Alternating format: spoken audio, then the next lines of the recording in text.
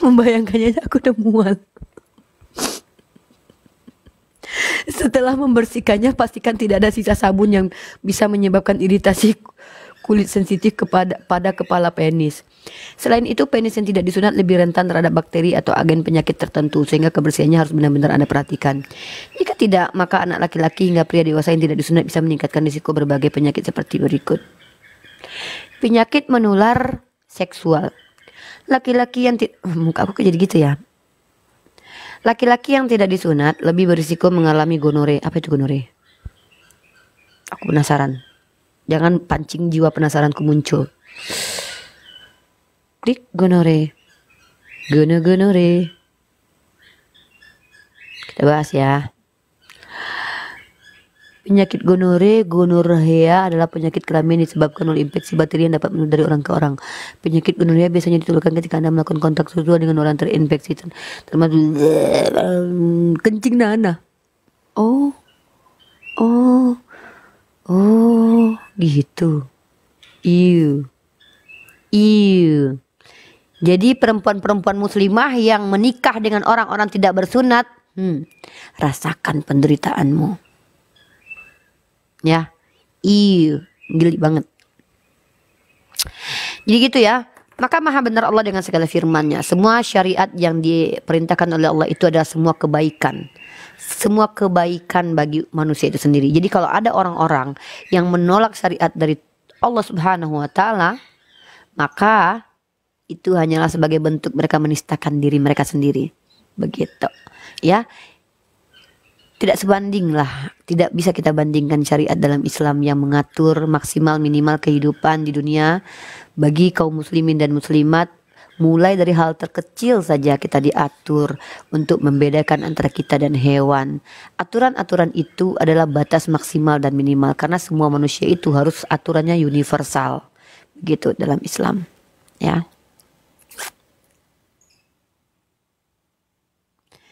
Jadi kita bahas di tema kita adalah ibu kan atau tidak.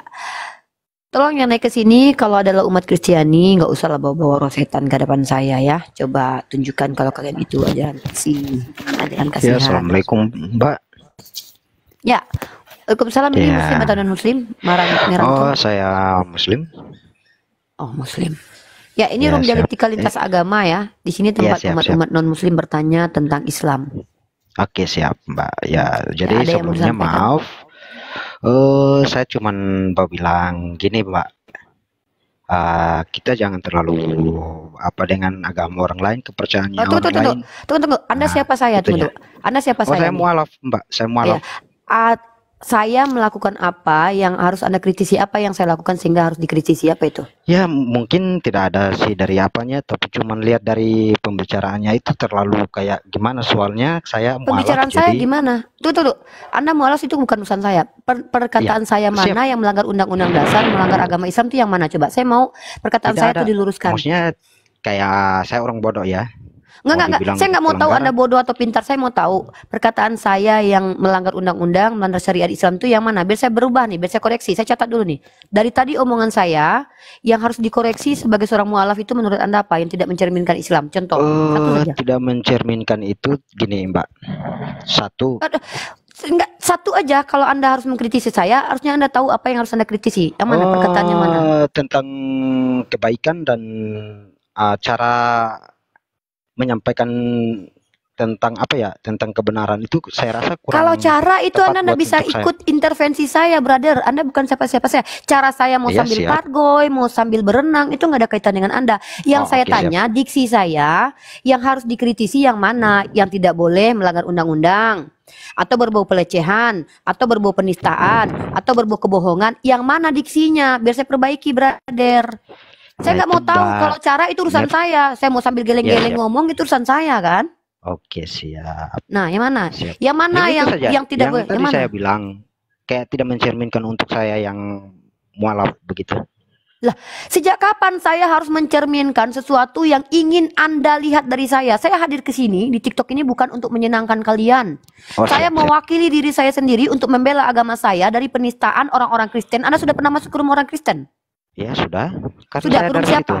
Ya, ke room siapa? Room siapa? Pokoknya semua room. Saya tidak Room tahu, siapa? tidak Saya kenal semua room Kristen. Room siapa? Sebutkan nama. Saya bilang, Mbak, saya orangnya Jangan berdusta di hadapan saya. Room siapa? Room Kristen yang sudah Anda masuki. Tidak ada yang saya masuki. Jangan berbohong. Katanya sudah dari sana terus bilang tidak ada yang dimasuki. Mbak, percaya Saya Allah? tanya, Anda sudah masuk ke room Kristen belum?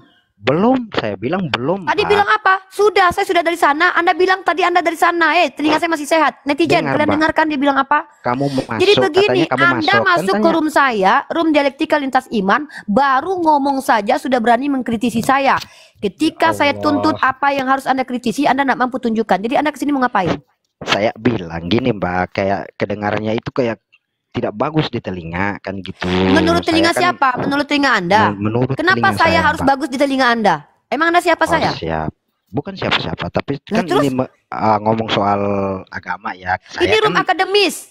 Room akademis yang room penuh literasi. Ketegasan diperlukan bagi saya di sini. Saya tidak perlu nggak perlu saya menye-menye di sini. Karena saya menghadapi banyak penghujat, banyak penista agama.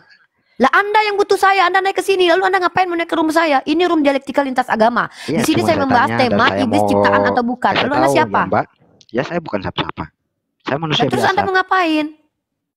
Anda katanya mau mengkritisi saya. Pertanyaan saya tanya baik-baik dari tadi. Yang mau dikritisi dari ya terus apa? Anda kesini mau ngapain? Saya bilang, Mbak, jangan terlalu apa soalnya kan saya ini siapa kan yang melarang saya untuk membahas agama? Anda tahu tidak definisi kristologi dan islamologi? Kristologi berasal dari kata Kristos dan logos. Logos itu artinya ilmu, Kristos artinya ilmu tentang siapa yang dijadikan Mesia. Kristologi itu masuk ranah ilmu. Ilmu konteksnya universal. Tunjukkan di Undang-Undang Dasar 1945 tidak boleh membahas kristologi dan islamologi di depan umum, di khalayak umum. Tunjukkan undang-undangnya biar saya berhenti. Tunjukkan dalil dalam Islam tidak boleh membahas kristologi dan islamologi di depan umum. Tunjukkan dalilnya. Tunjukkan dalilnya dalam Bible tidak boleh membahas kristologi dan islamologi di dalam ranah umum. Tiga parameter itu harus Anda bawa ke saya supaya saya berhenti dari apa yang saya bahas. Atau dalam ranah moralitas, atau dalam ranah etika. Tunjukkan poin mana, ulama mana, atau kiai mana, profesor doktor mana yang mengatakan apa yang saya lakukan ini melanggar Undang-Undang Dasar 1945. Kalau Anda yang tidak nyaman dengan yang saya lakukan, jangan Anda yang ngatur saya. Anda skip, Anda blok akun saya. Paham? Ya, paham. Ini sudah room diskusi lintas agama, tempat orang bercerita tentang agama. Kok Anda ngatur-ngatur saya harus seperti yang Anda mau? Saya bukan siapa-siapa Anda bukan siapa-siapa. Itu ngatur namanya intervensi. Ketika Anda bilang, Mbak nggak boleh begini-begini. Makanya bawa dasarnya apa pelarangan ini? Anda mau mendiskriminasi saya? Enggak ada loh, Mbak. Terus Anda ngomong apa barusan? Dilarang saya ngapa-ngapain? Jangan terlalu jangan itu kata apa? Jangan itu kata apa? Jangan itu kalimat larangan. Siapa Anda melarang-larang saya? Kok saya dilarang-larang sama Anda? Ini negara NKRI, demokrasi, merdeka. Saya orang merdeka loh, bukan budak Anda. Iya, melarang-larang saya ini orang. Iya, kan negara ini punya Mbak sendiri. Kamu pernah nggak melihat orang Kristen mendista agama Islam? Kamu ngaku mualaf? Pernah nggak kamu masuk ke rumah mereka? Enggak ada, saya cuman kalau kayak tidak ada kamu urus itu dulu. Masuk kamu ke komal-komal Kristen dulu, urus mereka supaya nggak banyak bicara tentang Islam. Iya sih. Saya di sini room reaksi. Saya pun begitu, Mbak. Saya nonton. Iya, kalau kamu begitu, room siapa yang pernah kamu masuki? Room siapa yang pernah kamu masuki? Enggak ada yang ku berarti kamu berbohong. Kamu saya begitu, Mbak. Saya juga masuk ke sana. Saya tanya, kamu masuk room siapa? Jangan pancing-pancing loh, orang dari tadi ini room akademis. Room ini saya dedikasikan untuk dialektika lintas agama. Kalau berbicara di sini pakai data. Kalau kamu mau mengkritisi, minimal kamu tahu apa yang kamu kritisi. Jangan kamu nggak tahu apa yang kamu kritisi, tiba-tiba kamu mengkritisi. Jangan berdusta di hadapan saya. Siap, Mbak. Oke. Apalagi? Udah itu saja. Cuman kan gini. Turun. Apalagi? Ya udah itu saja. Silakan turun. Room ini dialektika lintas agama, tempat bertanya orang nonis. Oke, bukan tempat kalian mengkritisi saya. Kalau kalian mengkritisi saya, harus ada yang kalian kritisi. Saya siap. Saya suka nih. Oke, siap, Mbak. Oke. Tunjukkan apa yang salah dari semua diksi saya. Kalau masalah saya sambil ngomong gini-gini tuh nggak ada urusan sama Anda ya. Atau saya mau gini-gini kek. Nah, terusan saya tuh. Oke. Mau saya sambil pargoy 12 macam kek, nggak ada urusannya dengan Anda ya. Ya, kecuali saya tampil telanjang bulat di sini, itu menyalahi kaidah Islam. Kalau saya sambil gini-gini ngomong nih, nggak ada urusannya dengan Anda. Itu kan badan saya yang saya pakai. Iya iya, siap-siap. Tuh. Nah, Anda mualaf, coba saya tanya, tahun berapa Anda mualaf?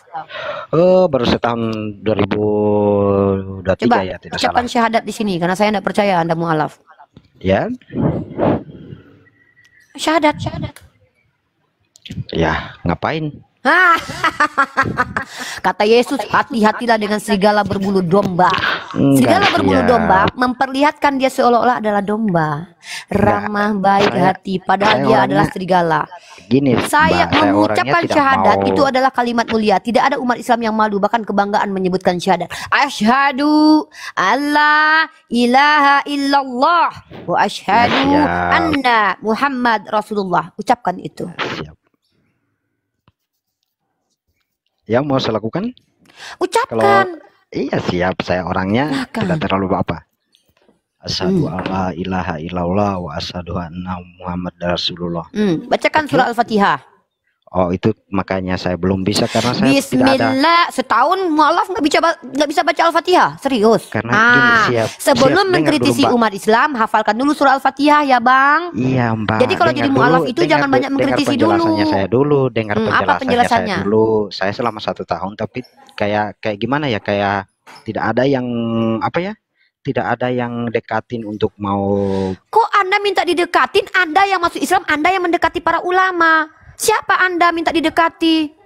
Loh, sejak gitu. kapan ilmu itu Makanya. datang ketika kau duduk-duduk saja? Kau cari Enggak. ilmu itu, brother. Sebagai seorang Siap, siap. mualaf, kau yang Siap. mengikrarkan syahadat, mengatakan bahwa asyhadu alla ilaha illallah wa asyhadu anna Muhammad Rasulullah. Kau yang cari ulama untuk belajar. Setahun kau jadi Siap, mualaf tak bisa baca Al-Fatihah. Tapi kau masuk ke room dialektika lintas iman mengkritisi saya. Ketika saya tanya mana yang patut dikritisi dari saya, tak mampu. Tunjukkan, brother, jangan mempermalukan diri sendiri. Saya akan memanusiakan Tidak. manusia dengan catatan. Jangan gini. Mengertilah dengan apa yang kau lakukan. Kalau saya Anda tanya, saya secara motivasi, secara perbuatan saya bisa menjelaskan apa yang saya lakukan ini adalah sebuah reaksi dari aksi.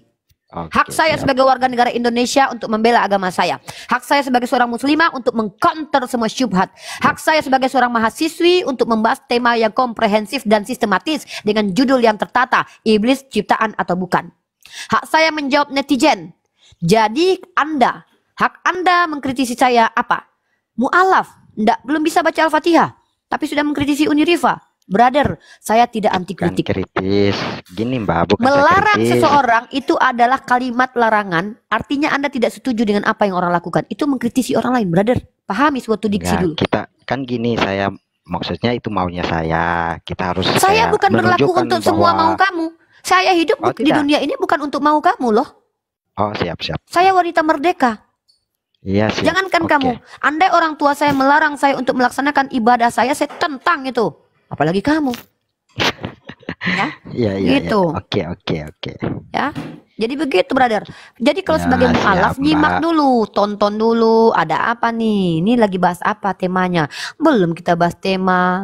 Harusnya kamu tahu apa yang saya lakukan. Saya menjawab semua typingan di bawah, ya. Makanya siap, perhatikan, Mbak. baru Jadi bertanya gitu loh. saja saya minta maaf memang. Belajar Al-Fatihah dulu ya, baru kritisi orang lain. Oke, siap. Saya belajar, kristologi saya belajar. Assalamualaikum warahmatullahi wabarakatuh. Waalaikumsalam warahmatullahi wabarakatuh. Bang Deddy di mute dulu. Teman-teman yang naik ke koma saya kalau muslim tolong ikuti aturan. Ya, Ucapan siap, salam Mbak. itu, mengucapkan salam itu tidak wajib ya. Menjawab salam adalah kewajiban. Ketika masih ada obrolan, umat Islam yang naik ke sini jangan ucapkan salam dulu. Nanti ketika sudah mulai ada jeda baru ucapkan salam karena menjawab salam itu wajib. Ya, kenapa? Ketika masih ada omongan, ketika ada yang mengucapkan salam takutnya ke distract nanti. Kalau saya sudah sapa baru ucapkan assalamualaikum. Begitu aturannya ya. Jangan ikutilah penjajah-penjajah ya. Oke, yang lain standby dulu. Bukan saya egois, tapi saya harus membuat aturan-aturan di Komal ini. Kalau tidak teratur hidup ini berantakan nanti ya. Nah, karena kita dilihat oleh banyak orang. Oke, Meranto. Saya Ya, tanya sama siap, Kak. kamu. Kamu kan Ya. baru masuk mungkin di dialektika lintas iman. Saya maklumi lah. Ya, siap. Saya mau tanya sama kamu. Kamu pernah tidak nonton channel Kristen di TikTok ataupun di YouTube yang menghujat agama Islam? Oh, kalau soal itu mungkin ya jangan mau dibilang enggak, tapi ya pasti karena sekarang kan kita Jawabannya selalu. kenapa begitu sih, brother? Saya itu cuma nanya. Kamu pernah Oh, nggak iya. denger Iya, orang pernah, Kristen pernah. buka Komal menghujat agama Islam? Kamu pernah nggak itu? pernah. Siapa orangnya?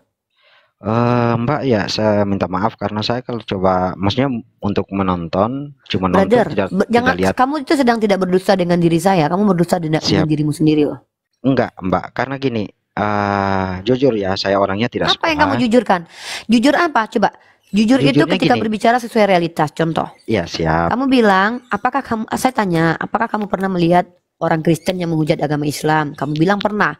Kalau Ya. pernah itu artinya kamu tahu room mana yang menghujat agama Islam. Saya tanya sama kamu tidak mampu menunjukkannya. Jadi orang yang tidak mampu menunjukkan bukti dari apa yang dia omongkan itu bisa jadi dusta, brother. Jangan berdusta. Siap. Gini, Mbak, saya orangnya sedangkan kalau kayak misalnya ini, bukan misalnya, ini Mbak, namanya Mbak saja karena hurufnya ada 3. Saya cuman eja, Mbak ya. Saya tidak peduli kamu tahu saya atau tidak. Tetapi yang saya Enggak, tanya enggak, adalah kamu gini. pernah tidak masuk ke komal Kristen yang menghujat agama Islam? Kalau Clear. masuk komal Koreksi tidak. lagi. Kamu pernah Kalau menonton? Iya, menonton, iya, siap. Siapa? Siapa yang kamu tonton? Makanya saya tidak tahu baca, Mbak. Jadi namanya itu mana saya mau tahu, Mbak. Sedangkan namanya Mbak saja sudah susah. Anda kan ngaku mualaf nih. Ya, Ya kan? siap. Oke. Ya, siap. Coba sebutkan rukun Islam. Makanya Mbak, saya selama 1 tahun belum pernah diajari. Memang saya ikut sholat. Dari mana saya tahu siap. kamu benar-benar Islam? Jangan-jangan kamu Kristen yang menyamar. Oh, mau buktinya? Iya, saya mau bukti. Justru saya lagi ingin bukti kamu Islam biar tidak ada tuduhan bahwa kamu itu ada Kristen. Saya mau kamu membersihkan nama kamu dari netizen di bawah yang mengatakan kamu oten ori. Justru saya membantu kamu untuk membersihkan nama kamu loh. Bahwa kamu dituduh di bawah sebagai mualaf gadungan. Nah, buktikan kamu di sini mualaf biar tidak salah paham lagi. Biar saudara-saudara saya tidak berdosa di bawah itu. Saya masih kasih kesempatan kamu untuk membersihkan nama kamu. Tunjukkan kalau kamu mualaf. Oke, siap. Sabar ya. Hmm. Mana data-datanya ya? Teman-teman ingat ya, kalau dia sudah bisa membuktikan kalau dia mualaf, kita harus hargai ya. Tidak boleh kalian bilang dia itu kafir ya. Karena ketika mengkafirkan orang yang beriman kepada Allah, kafir itu akan berbalik kepada kita. Hati-hati ya. Hati-hati. Sabar. Sabar ya, Kalau Mbak. dia mualaf pun dia tidak paham Islam, itu masih wajar lah karena dia tidak Saya belum belajar paham. kan. Ya, siap. Nah, kalau saya masih saya belum turunkan dia. Saya tidak mau dia secara pribadi diserang oleh netizen. Saya tidak mau, kecuali kalau dia memang berdusta, maka layak baginya untuk diserang oleh netizen karena dia yang berdusta. Tapi kalau dia tidak berdusta, saya harus bela dia gitu loh. Minimal saya bela dia sebagai seorang mualaf yang dapat perlakuan rahmatan lil alamin dari Islam. Cuman saya kalau masalah kritikan yang saya lakukan itu apa namanya?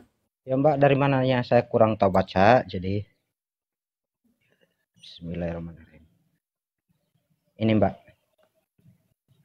Mana? Dari mana ya? Oke. Tunggu saya besarkan dulu ya. Oke, siap. Teman-teman muslim berhenti mengatakan dia kafir kalau dia adalah seorang mualaf ya. Oke. Tuh, naikkan dulu. Bacakan itu. Ikrar apa itu? Ikrar Mondok Agama Islam Ferdinand, Kementerian Agama, Kantor Urusan Agama Kecamatan Sulawesi Tengah.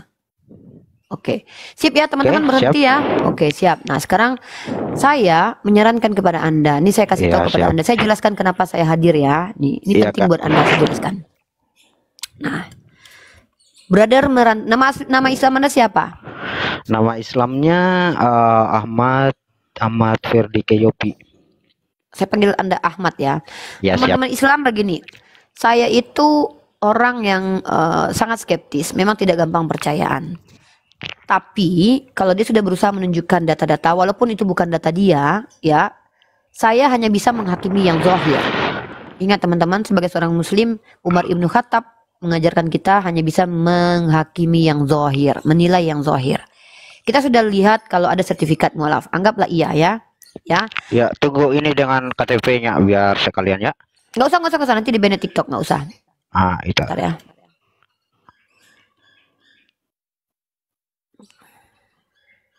Ya. Oke. Nah, jadi begini teman-teman, merantau. Nggak usah. Ya, gini merantau ya. Mungkin Anda kaget ketika saya terlalu keras kepada kaum kafir. Dalam Al-Quran memang orang-orang Islam itu harus keras kepada kaum kafir. Ada perbedaan antara mereka yang tersesat dengan mereka yang penyesat. Mereka yang penyesat itu selalu membuat sondingan-sondingan untuk menjelekkan, menistakan agama Islam. Di antaranya membahas Nabi, Allah dan juga Al-Quran. Kalau untuk serangan pribadi ke saya, itu saya tidak masalah. Paling saya bawa bercanda. Contoh, kamu lihat tadi ya, di Ya, mana ada silakan. Oten yang mengatakan bahwa Unirifa yuk kita nikah Syrio, katanya itu Oten. Saya bilang saya tidak mau nikah sama Oten karena kulupnya belum bersunat, jijik. Saya bilang. Saya Iya, siap. tunjukkan dalam Halodoc. Ya, ini kronologisnya tadi. Dan mungkin kamu melihat pas saya sedang menjawab mereka yang men-typing di bawah. Itu mungkin yang kamu lihat. Nah, Iya, siap. pertama yang kamu harus lakukan sebagai seorang muslim dan muslimah, kita itu harus bisa menempatkan ramah dan marah pada tempatnya. Ramah itu adalah perintah, marah juga perintah. Kalau seandainya kau tidak marah ketika agamamu dinista, maka apa gunanya kau beragama? Oke, Hak dan siap. kewajiban kita itu adalah marah ketika agama dinista. Tapi marah yang seperti apa? Marahnya Unirifa, marah membawa data. Unirifa sebutkan data-data untuk mengcounter tuduhan mereka. Kalau dikatakan Unirifa menista, maka harus ada bukti bahwa yang dilakukan Unirifa adalah menista. Unirifa belajar kristologi baik secara otodidak kepada orang-orang yang akademis. Buktinya apa? Saya membaca jurnal ilmiah dari Sekolah Tinggi Teologi. Saya mempelajari sejarah kekristenan dari buku-buku yang dibuat oleh scholar Kristen sendiri. Saya membaca ayat-ayat Bible dari kitab yang dipegang oleh orang Kristen sendiri. Saya menghindari menafsir. Perhatikan, jangan dibaurkan arti menafsirkan dengan membacakan. Ketika saya membacakan kitab suci kalian, jangan kalian bilang itu menafsirkan. Karena menafsirkan artinya adalah dari kata fasara, mengeluarkan makna. Nah, itu baru masuk undang-undang penistaan agama. Ketika saya menafsirkan kitab suci orang lain, baru itu penistaan agama. Ya, coba Kang Ian, ya. Saya tanya Sinta artinya apa? Jangan-jangan nanya Sinta berapa, nggak tahu arti Sinta lagi. Ya, jadi begitu. Nah, yang ketiga, yang harus dipahami, room ini room dialektika lintas agama. Kenapa room ini harus ada? Karena banyak room-room Kristen membuka room untuk membahas agama Islam, tidak mau diskusi yang baik dan benar. Menggunakan moderator, timer, dan juga tema. Unirifa tidak mau seperti mereka. Unirifa, naik Kang Ian. Kang Ian naik dong. Saya nggak suka nih. Terganggu saya menjawab typing anak Anda ya. Saya justru ingin belajar kepada Anda. Kalau Anda punya ilmu naik ke atas. Saya tunggu Anda di atas ya. Nah, kalau seandainya Unirifa melakukan sesuatu yang salah, Unirifa itu bukan anti kritik. Silakan dikritik asal mengerti apa yang dikritisi dari saya. Oke? Room ini jauh lebih baik dibandingkan room Oten. Room di sini justru menaikkan Oten awam yang berilmu, tak berilmu, punya Roh Kudus, tak punya Roh Kudus, dinaikkan di sini, diizinkan bicara, tapi akan diturunkan ketika sudah tantrum, kejang dan ayan.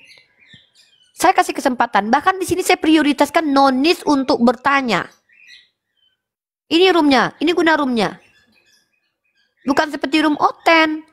Membahas ayat suci tanpa ilmu pengetahuan, tidak meletakkan para ustadz atau orang kredibel di situ untuk membahas. Justru Unirifa menunggu pendeta-pendeta yang mampu membahas Bible untuk berdiskusi dengan Unirifa. Begitu. Ya. Jadi brotherku, mungkin Anda merasa, wah ini room kok bahas agama. Loh, kalau orang boleh membahas politik, orang boleh membahas aib orang lain, orang boleh membahas masalah apa yang ingin dia bahas di publik, kenapa sih tidak boleh membahas tentang agama? Bukankah itu masuk ranah ilmu? Nah, kalau ada yang melarang saya, justru kalian tidak menghargai demokrasi kebebasan bicara. Kecuali saya menista.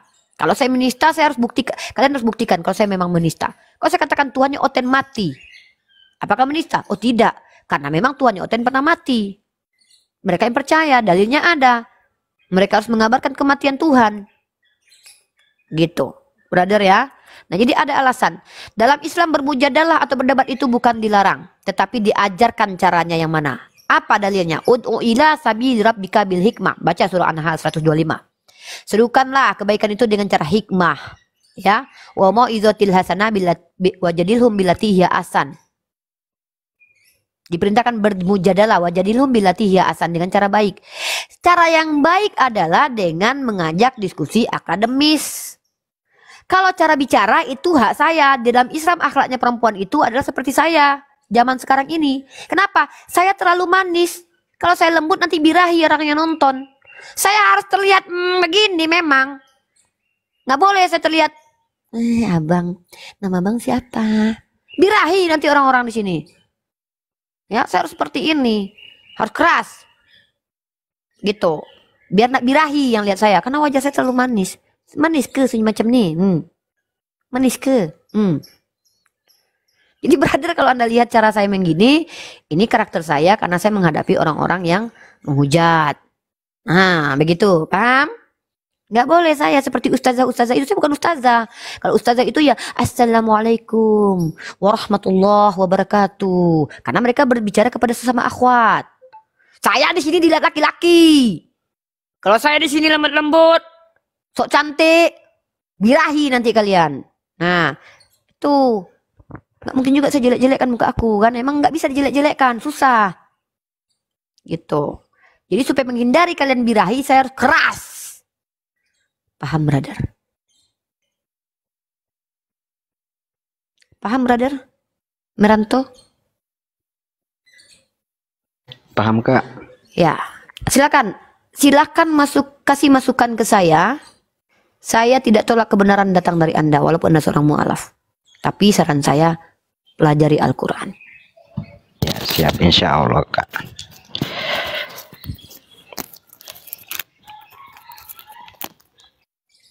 Dah, ada lagi yang mau disampaikan?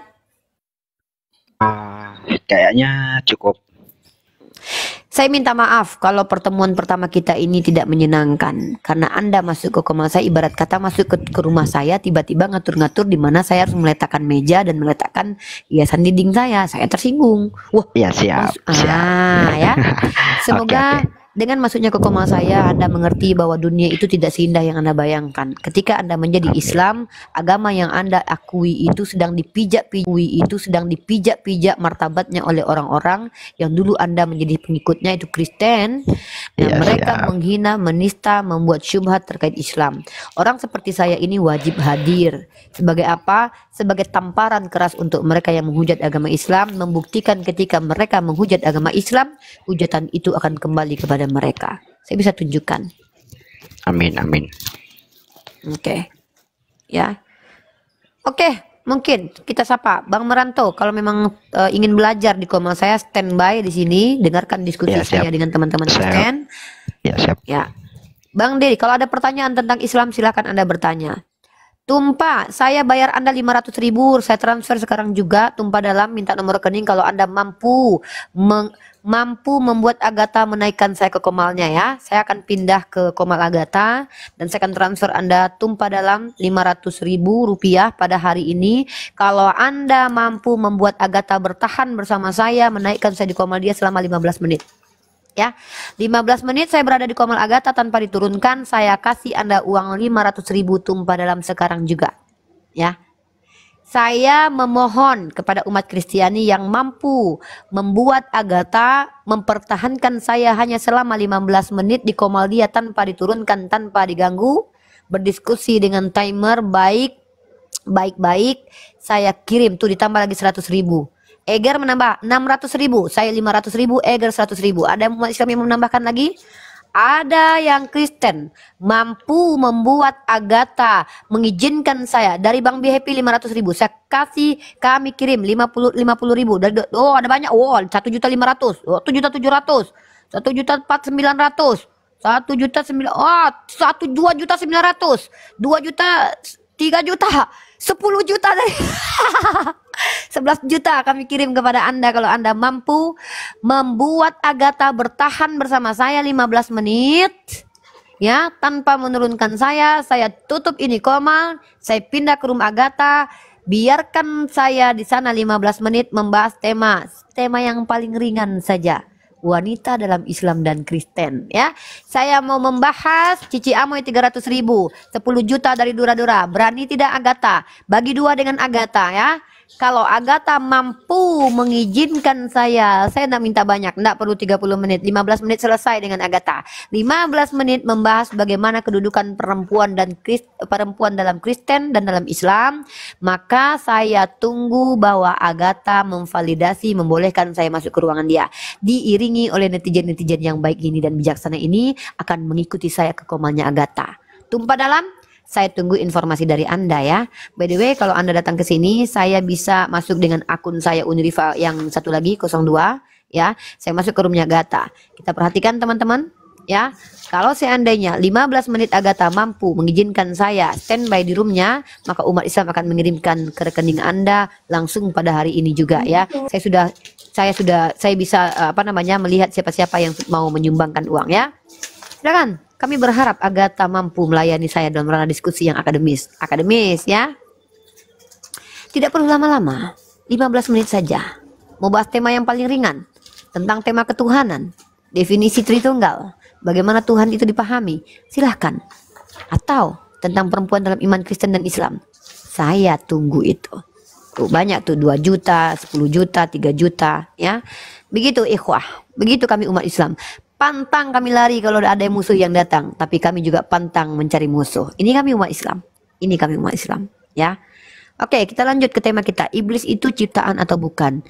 Teman-teman, kali ini saya ingin mengangkat satu doktrin yang sering saya temui di ranah dialektika lintas agama.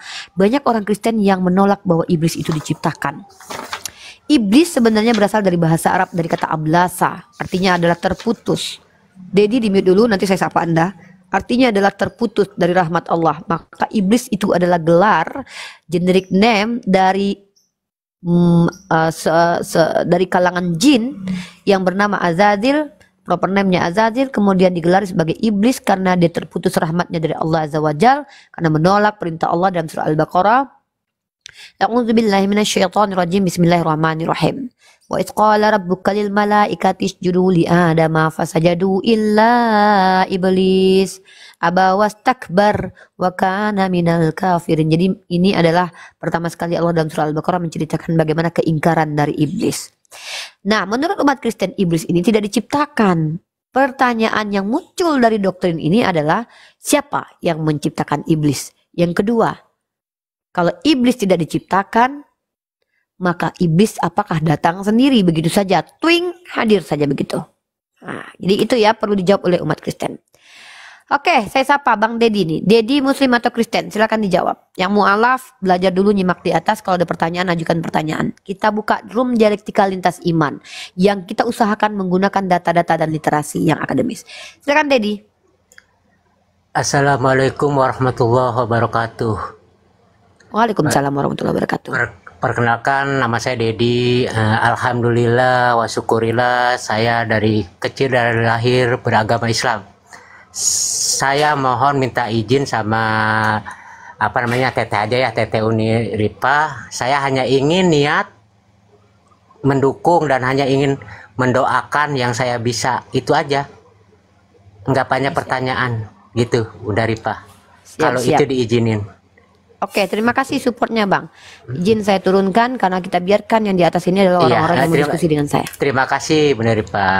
Yo, assalamualaikum warahmatullahi wabarakatuh. Waalaikumsalam warahmatullahi wabarakatuh. Oke, halo, selamat siang Sungkono. Ya, selamat siang.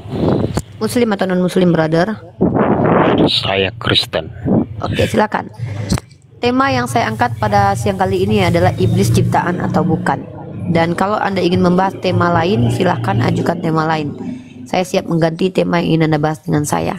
Gunakan waktu ini berdiskusi, mentransfer knowledge Anda sebagai umat Kristiani, atau bertanya saja kepada saya sebagai seorang muslimah. Silakan ambil posisi Anda. Mau menjadi orang yang bertanya tentang Islam atau berdiskusi dengan saya, dua arah. Silakan.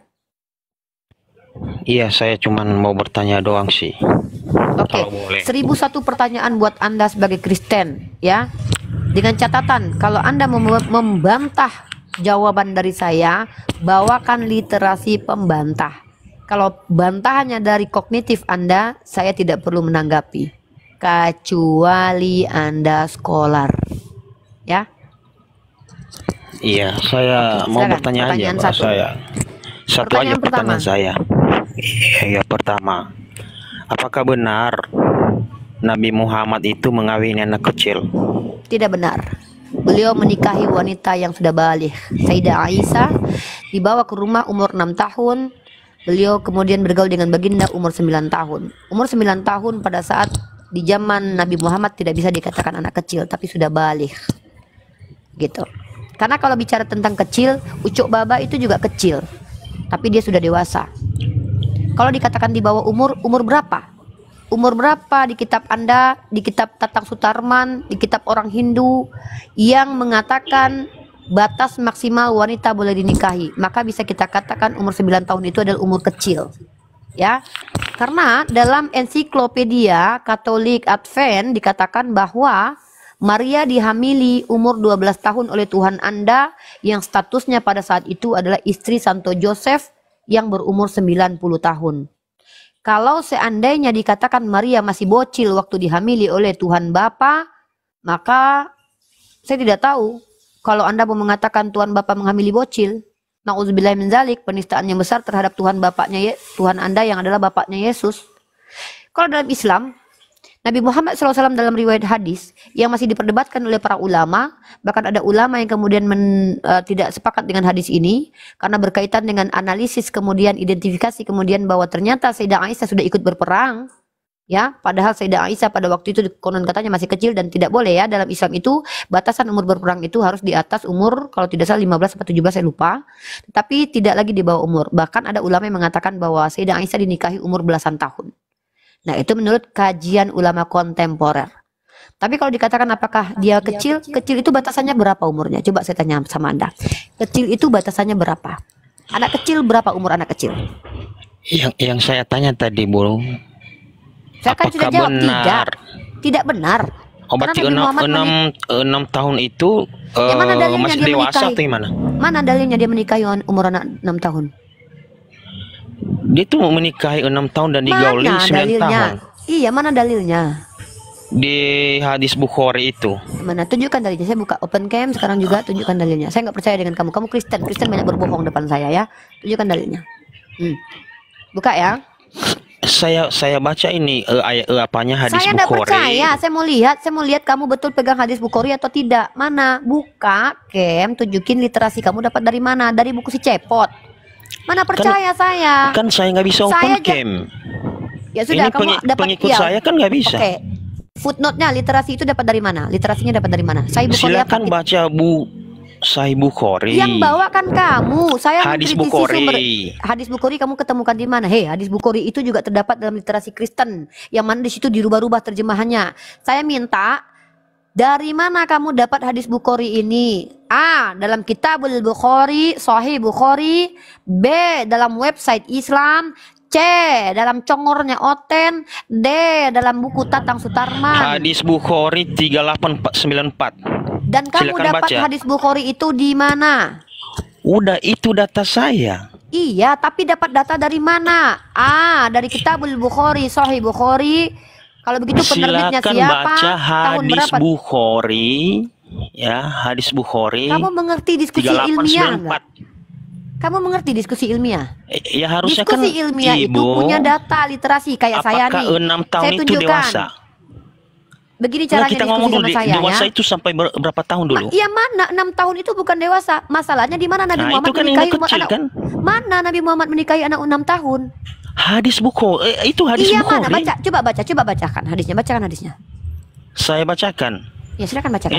Ini kan satu HP bacakan. saya itu. Dia itu dia ini. Kau saya kenapa tidak penipu? Saya tidak kenapa penipu. Pendusta? Kalau tidak menipu, bacakan Nabi Muhammad menikahi anak umur 6 tahun. Tunjukkan datanya. Silakan buka hadis Bukhari.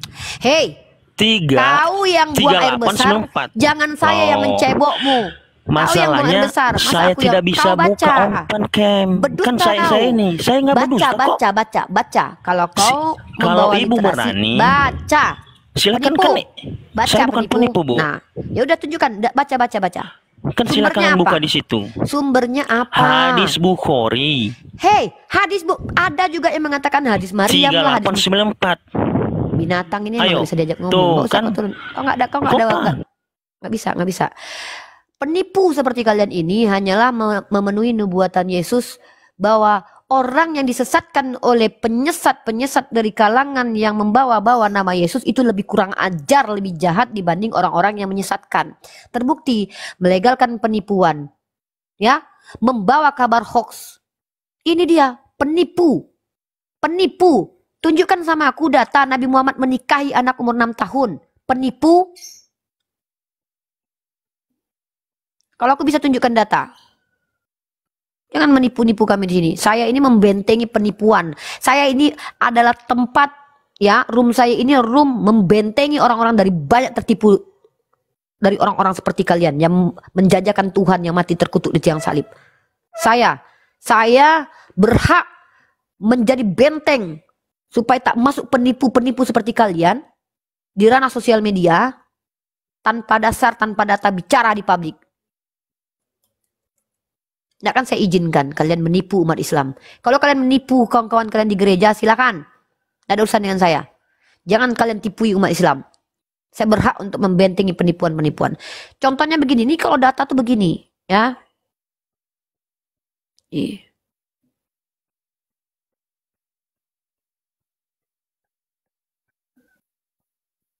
Nih, Unirifa itu kalau bicara pakai data. Nih, ini kasih contoh diskusi itu begini.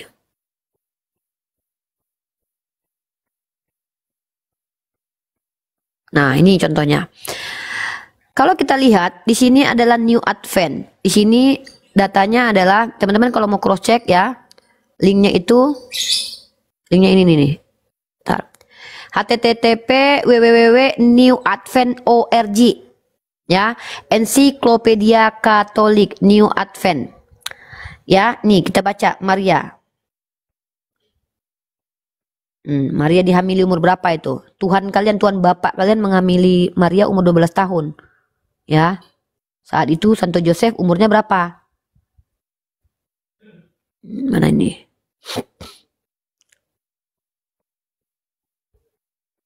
Mana ini panjang? Bentar dulu ya.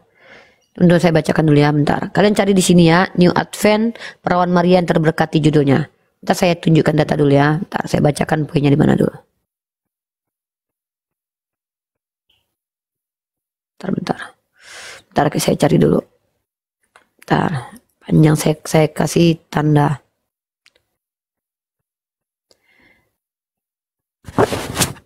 Ini kalau diskusi itu begini, bawa data. Mana dia? Nih.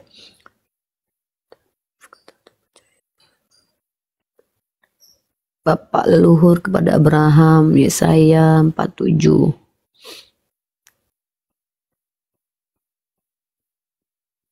Mana dia nih? Nah, di paragraf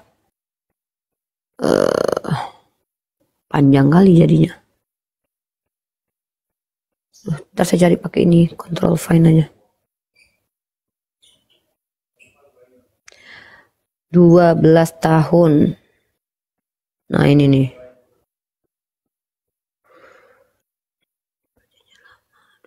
Mana dia, kok hilang pula dia. Nah, Maria di dalam Injil, dia judulnya keturun. Loh, kok hilang guys? Ntar guys, kok aku hilang pula. Kampung halaman orang tua Maria. Kok makin banyak ini. Konsepsi kelahiran, nah ini nih. Pertama peristiwa itu terjadi di Bethlehem, pernikahan Maria ini. Maria dilahirkan di Yerusalem, presentasi Maria. Mengenai Maria, Santo Lukas memberitahu kita bahwa ia menjadi malaikat, bla bla bla, panjang kali pun, ribet kali pun. Pertunangan ini nih, pertunangannya dengan Santo Joseph nih. Sorry ya, panjang kali.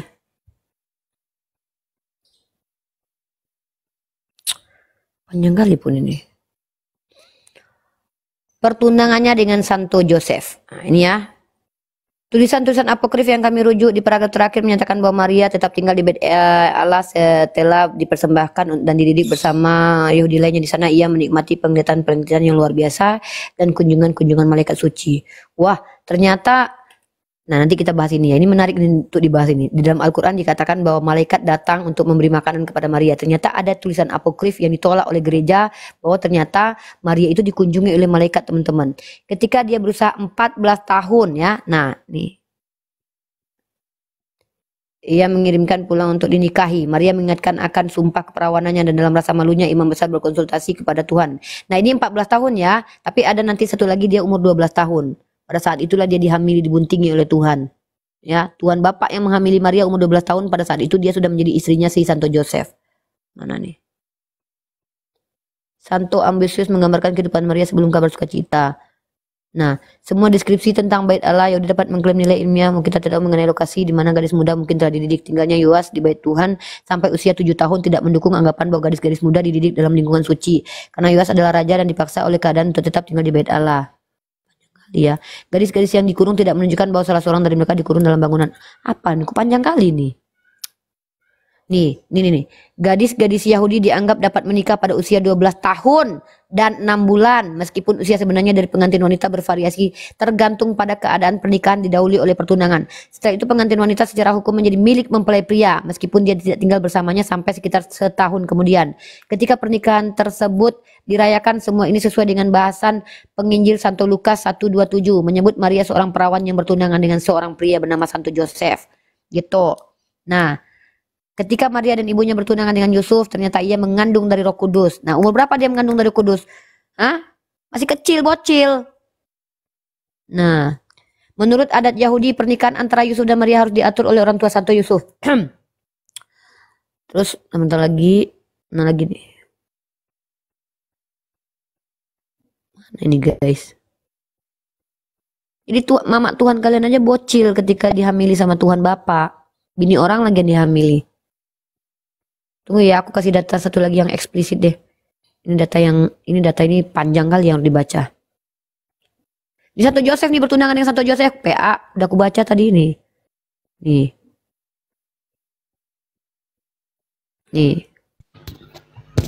Ya, halo Mbak, Assalamualaikum. Ya bentar. Menurut adat Yahudi, pernikahan antara Yusuf dan Maria harus diatur oleh orang tua Santo Yusuf. Aduh. Orang mungkin bertanya mengapa Maria menyetujui pertunangannya meskipun ia terikat oleh kaul keperawanannya sebagai ia telah mentaati ilham dari Allah dan membuat kaulnya. Mana ini ya, bukan ini tadi tuh. Mana tadi? Bentar saya coba cari, saya tandai dulu ya. Saya nggak nyimpan data ini karena bagi saya nggak penting data ini disimpan. Ya bentar, umat Kristen yang mau menolak Maria dinikahi umur 12 tahun, kalian tolak ini, bukan saya. Ini literasi dari kalian sendiri. Bentar. Saya kasih data lagi tentang pernikahan Maria umur 12 tahun. Ya silakan, merantau apa yang mau disampaikan. Gini Kak, mau turun sebentar. Ya. Nah, kita lihat pernikahan anak Yahudi umur 3 tahun lebih 1 hari ya. Nih.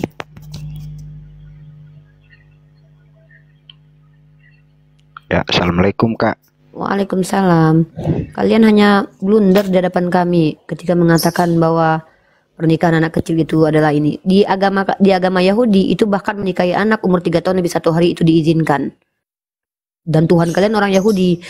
Tuhan kalian itu orang Yahudi, mamanya orang Yahudi, maka boleh dinikahi umur 3 tahun lebih 1 hari menurut rabi-rabi Yahudi. Itu aturan di agama kalian.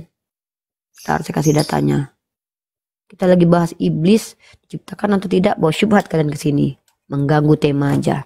Giliran dibawa tema yang doktrin kalian yang bisa saya babak belurkan di sini, nggak mau kalian bahas. Tema lainnya kalian bawa di sini. Kita bahas dulu. Kita bahas perempuan ini dulu guys.